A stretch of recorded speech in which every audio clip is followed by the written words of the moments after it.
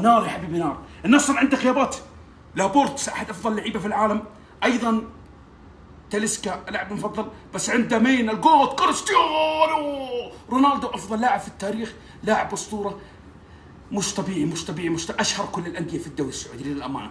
والهلال البعبع وزعيم اسيا وكبير القوم هل يمارس سطوته على الهلال والفوز على النصر، عفوا يمارس سطوته. نشوف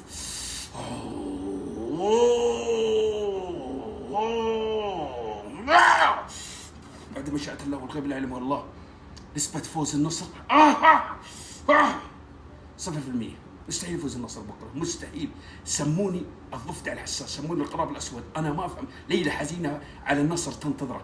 فوز الهلال 100%. اعتقد بكره النصر راح ينهار بثلاثة او 4. النصر عنده مشكله في التنظيم الدفاعي وفي سرعه اللعب.